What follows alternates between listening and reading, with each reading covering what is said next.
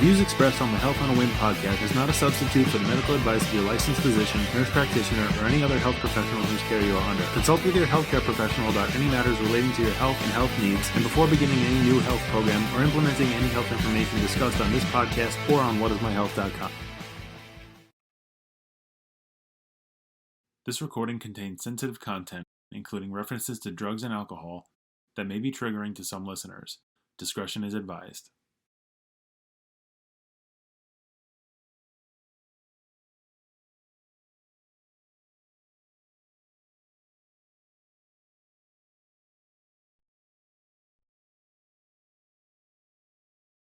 I felt comfortable in my life. I felt comfortable with my situation. I had a really good girlfriend. I had a lot of great friends. I was going to school.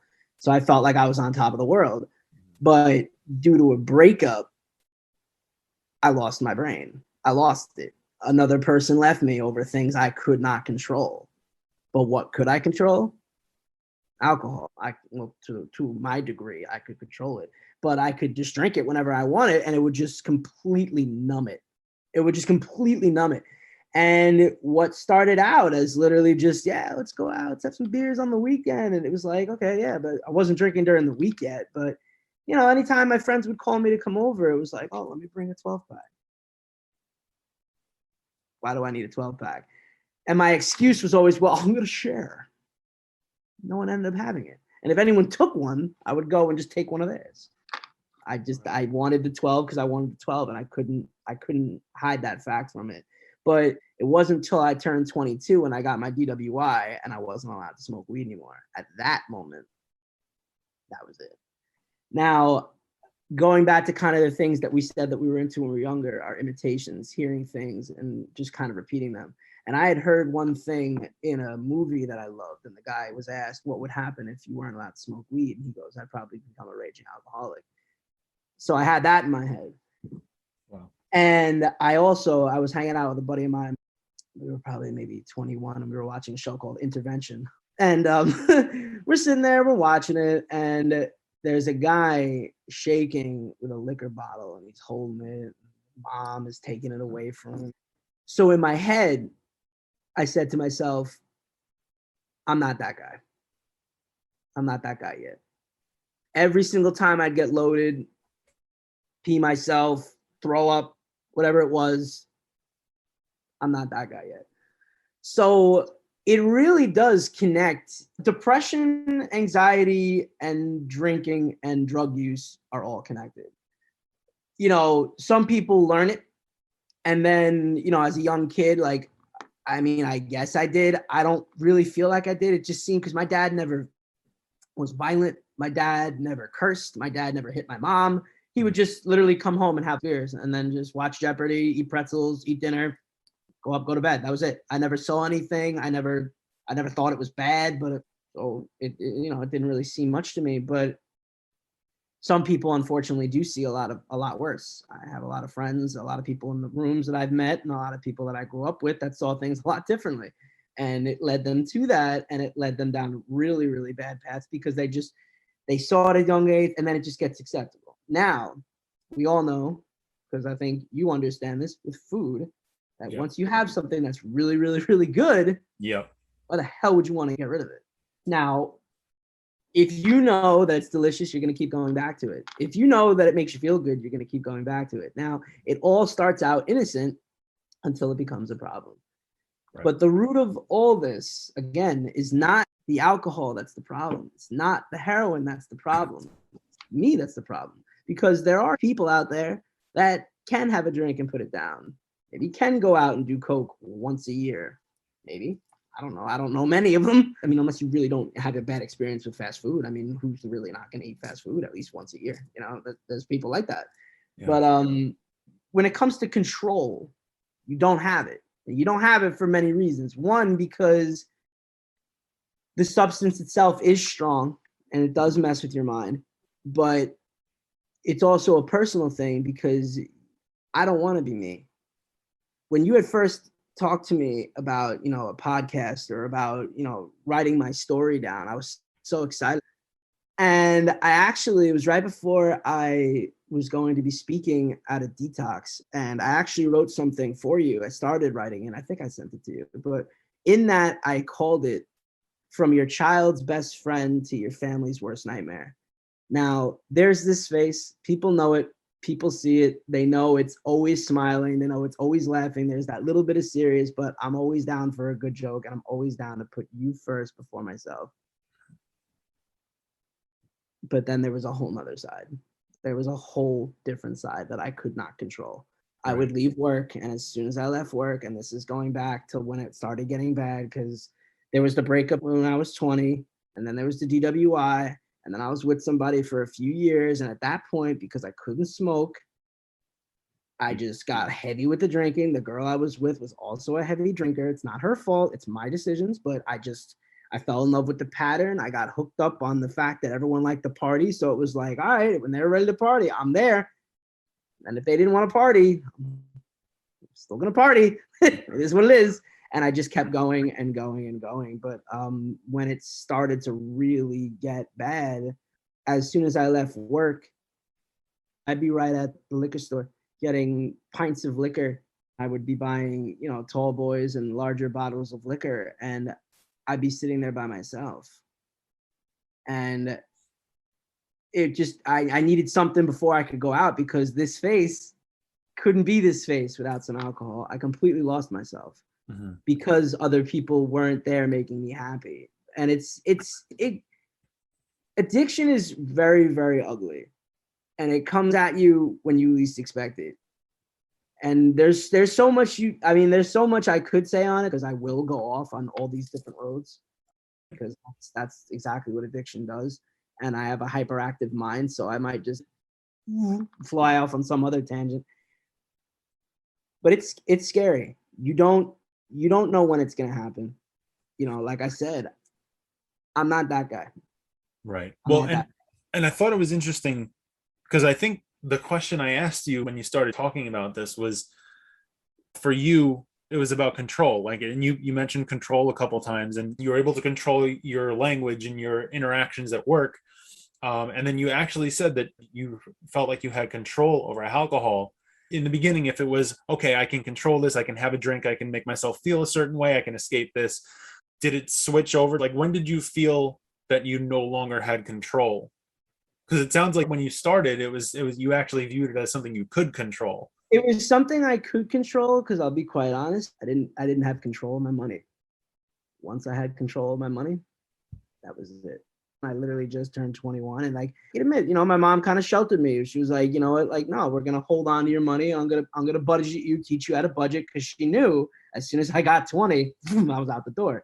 I also got in trouble at home for stealing a lot of money when I was about 17, 18 years old from my house. So they just knew, all right, well, if we give Rich $1,000, Rich is gonna spend it on something, but he's gonna spend it. So monitor. So once I had access to my account at any point, that was it. And I would just drive myself into some crazy debt just to buy alcohol. And the point of lost control was just seeing myself at 4:00 in the morning next to two tall boys and almost a whole 750 bottle of Bacardi Limon gone, and not seeing that was a problem. I mean, I really can't tell you when I finally realized it, or when I knew it was there, but I just thought that's what everyone else was doing. I was like, everybody else is doing this. Open and honest right now, man. I apologize. I bet you probably had an idea, but most of the times when I would go hang out with you, sometimes during my early 20s, I was hammered. Oh yeah, no, I was gone. I was gone, and you know what? I didn't care. I started getting selfish, and I wanted my cake, and I wanted to eat it too. I wanted to be able to hang out with you because I loved hanging out with you. I loved what we were doing, but I needed to be the new me, which was drunk. I did not think I was drunk. My mom would always say, "You're a one-drink alcoholic." And I looked at her like, that makes no sense. Yeah. No, Mom, it takes me like 12 to get drunk. And not till I got in the rooms did I completely understand what that meant. It takes me one drink. If this was a beer right now, One sip, out. It's that Gone. powerful. Gone. I mean, not only 2.5 years. I mean, I think I would probably be drunk off one beer, but like that's it. That's it. I'm off to the races, as they say. Right off the wagon and off to the races. So when did I feel that I lost control? It's not actually the question. Honestly, it's when did you realize like there was no turning back? Okay. I like the way you put that. And that's it. It's okay, because for an addict, like, yes, sometimes there's a traumatic event. Unfortunately, for a lot of addicts that I know that are in the rooms that was older, it was 9/11. You know, it was a big stock market hit. It was the death of a certain person in their family, like, and they can relate back to all that. I mean, I could say comfortably it was the breakup of my ex from Florida that started it all. 100%. It's not her fault. Not her fault at all. It was just the way that I handled the situation. Right. To say, Rich, why are you crying? Get the drink. Yeah. Don't cry no more. Go out, grab some food, grab a drink, grab a drink, grab a drink, grab a drink, grab a drink. And it just, food went out the window eventually. Friendships went out the window. I mean, you know, we were hanging out and then literally it was just, you stopped calling. And I was like, the hell's his problem? And it was me the whole time. And like, you know, looking back at that, I think, wow, like, and here I was like a little jerk. See, there's me working on that. Yeah. There's me being a jerk and thinking he's got the issue. Because you know what? I'm still not that guy yet. And I am that guy. I am that guy, but I'm not him yet. I don't feel him yet. I don't feel like him. Sorry, that was weird. I don't feel like him yet. Okay. So yeah, I mean, we were hanging out, and I'll be honest, there were times I wasn't sure. There were times where, you know, you'd call me and I'd be like, which Rich am I getting here? And there were certain times where you sounded fine to me. Like I was like, okay, he's not been drinking. And then I'd go pick you up maybe half hour later and we go drive around, because that was our thing. We would, you know, just drive around. And somewhere along the drive, I'd be like, no, he's been drinking. And I don't know that I ever called you out on it. And thinking back now, I'm wondering, you know, I mean, and I'm not trying to make this about me in any way, but to know that like a friend of mine who I've been friends with for so long and been close with, not consistently close with for 24 years, but there were points in time where we were really close. And to know that somebody in my life who I considered a close friend had that going on, it, you know, I've had the thought, like, is there something that I should have said to you sooner? Is there something that I should have done for you sooner? Like, I know that it's not necessarily my responsibility, but being somebody who likes to help people, you know, I look back and I remember like we would have conversations. I would have conversations with people in our mutual circles. Like we would kind of touch base every now and then and say like, hey, like we both agreed, like we're worried about Rich, like Rich, it's getting bad. And because he was hanging out with you more, you know, you guys were in each other's circles more than I was. I would come and go, you know, I would hang out with you guys occasionally, but you guys were hanging out a lot at that point in time. And he and I would talk and he'd tell me like, yeah, it's getting pretty bad. And at one point we had tried to come up with, you know, what do we do? How can we help him? And we had a couple ideas that we threw around and we were like, do we intervene? Do we talk to him about it? Like, will he be receptive to, and he kind of said like that he had tried to talk to you a couple times, but ultimately I don't think we ever came up with a way that we felt comfortable approaching you about it. But I think we definitely recognized after a certain point, this is bad. And I don't know if, like, we didn't know if we were going to be the ones who were going to help stop it. We wanted to be, but we didn't know how. We didn't know how, like, the right way to do it. And I'm not saying that I have more influence in your life than other friends of yours, because I'm sure that's not the case. There are, you know, other people, and I wouldn't put myself in that category. At least that's not my perception of it. But do you think that there's anything that I, at any point in time, could have said to you in our friendship that would have changed anything, that would have kind of shifted your, no? So what I'm about to say is what's called an amends. If it has to be done, it has to be done. It's got to be done. I'm sorry. I'm very sorry for doing some of the things I did. Just hearing you say it, it's like, I remember, kind of going back to what I said earlier. I don't forget things. I don't forget our conversations. Mm-hmm. And I remember how embarrassing I was. And even when I was bad, I thought, you know what? They did the right thing. You both just literally put up your blockers. And if this is the way you did it, this is the way I perceived it. And it probably wasn't perceived right either. So I'm probably apologizing again for that. But I will tell you, you and him did the smartest things by just staying away. Now, it probably wasn't something you wanted to do. I could tell you now, it was the smartest thing that you guys did. It was smart. I wasn't happy about it. I was very angry at you and at him. And, again, I have to apologize for my behavior to you. I wasn't right. I wasn't honest. I wasn't fair. That wasn't cool. You were getting half me, a quarter of me, not even an eighth of me, barely any of me some nights. And that's not fair. And you tried, and I could tell you tried. You just never wanted to say anything. And had you did, I know now I probably would have just said, get out of here. I would have just missed you. But you know what? You and him, you guys did it first. You guys beat me to the punch by dismissing me. And, looking back on it, you didn't, a lot of people did, and my mom, I don't know who talked to my mom, because my mom sometimes would be like, Rich, your friends don't want to hang out with you anymore. Your friends, they don't, why don't your friends want to hang out with you? Your real friend, they don't want to be a part of you. Someone spoke to my mom. And, at that point I was like, what's your problem? Because I'm blind. Look, I'm upset. Alcohol is going to make me better. And you know what? I don't care. That's literally what happens with addiction. And it's, you get blinded by it. And I get blinded because I'm selfish. I was selfish, stealing time, stealing money, stealing alcohol. I was selfish. I literally just didn't care. And this is, we haven't even broken the surface yet. Well, everything that I've been telling you is all, I haven't even gotten to the real problem. These are just the minor problems. Yeah. This isn't where it got really bad. This is where it was bad. And then, where it was unfair, but again, open honestly with however many people are listening on this eventually at some point in time, I'm sorry.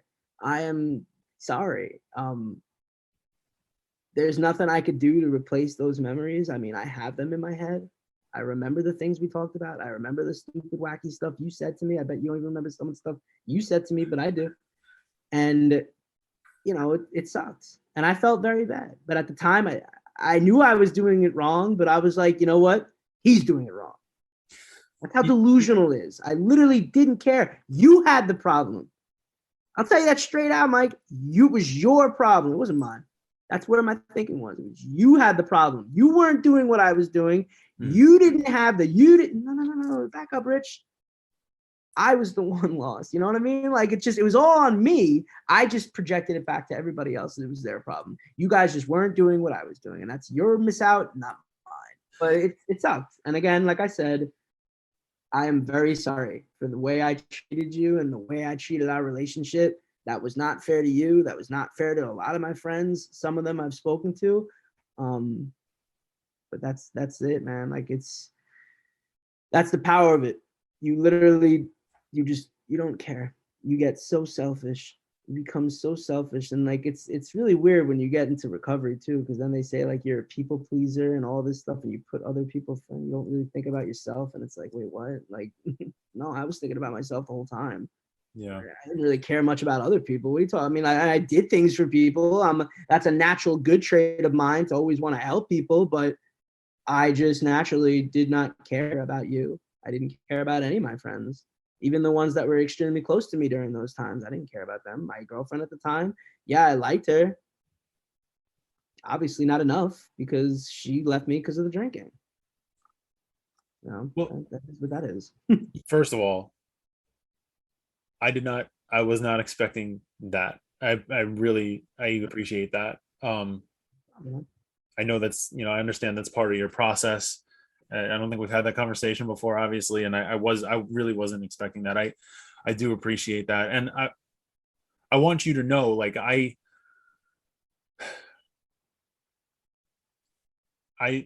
never wanted to step away because I did want to help you. I know. I think it's more that, or at least I didn't think of it as I was running away from Rich. I thought of it more as I have to figure out how to approach Rich, and until I do, exactly. It's I engage. I think no, that's it. And I know, and look, I knew it was it, man. I knew it. I just was such a jerk, and I was, and I bent it and distorted it. I bent it and distorted it to directions it did not need to go, and that was where I made it worse and worse and worse with him, and that was that. That's that story. But with you, it was more just like, in my head too. After a little bit, after the anger, it was more like it's for his best. Yeah, and at that point, it was like, you know what?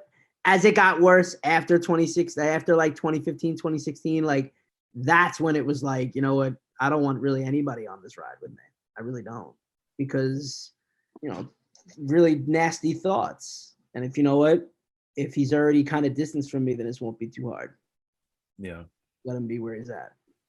I remember we would be driving around. I would always, we'd always be in my car. I remember when I first got my car, and you, I think, outside of my family and maybe the girl I was dating at the time, you were the first person that I picked up for a ride. I think that night I said, "Hey, I got a new car. Let's go for a ride." And that's when with the voice activation. Every single time as I got older and I'd open up the car, I'd think of you right away with that. And really? Like, yeah, no, for real. Like it always went back. Now that first time, I mean, I can't say yes or no because it could have been, but I know in the very beginning, I was good. In the very beginning of the first drives, maybe. Yeah. Well, I don't know, but that was based on the timeline you're saying. It was relatively earlier in your progression through this, and I do think, I do remember. I remember when we were, when it was that I think I started to pull back was when we were trying to watch Dexter, because I remember I got really into Dexter, and I wanted to share that with you because I thought it was the kind of show you would enjoy, and I think you did enjoy it. I did. Some nights, and then there were other nights where it was like, okay, I know this part in the episode is important. I want Rich to be paying attention, and you would just be gone, and I was like. And I don't know if I made you rewind. Like that was, and for me, that was my OCD. Like he has to watch every second of this because he needs to understand the story. So I was also stuck, by the way, in my own head with stuff.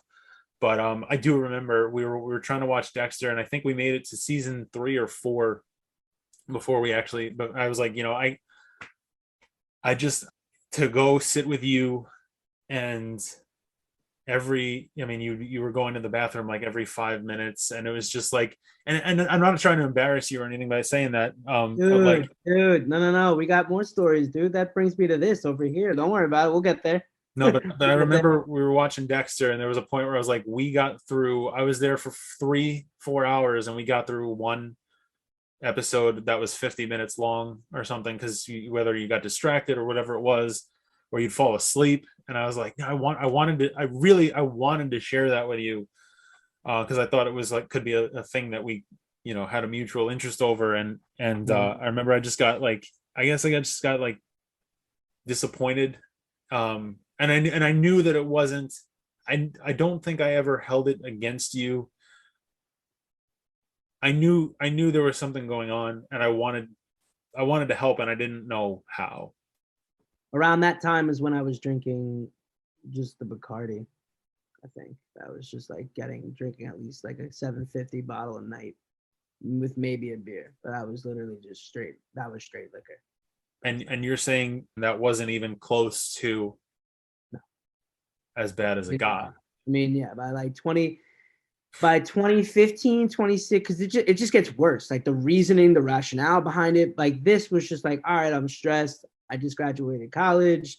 I don't have a teaching job. I'm back at the gym. I'm just like, all right, whatever. Let me go home and de-stress. Let me just go get liquor. You know, my girlfriend at the time wasn't in the area. She was away at school. She was upstate. So I didn't really get to see her that often. So it was a lot of me time. And that me time was spent just doing what I loved. And that was closet drinking. Still not that guy though. But at this point, I was becoming that guy. I was becoming that guy because I was hiding the bottles. I was hiding the cans. I thought that you didn't think I was drunk. I knew. I mean, how many times when we would drive around, I have to ask you to stop over so I can go to the bathroom? A lot. It was a lot. And you had your little hand sanitizer, like, here you go. Yeah. Oh yeah. No, because I'm that guy who's yeah. No, I still have hand sanitizer in my car to this. Well, now I have kids, so it makes more sense. But yeah, I remember.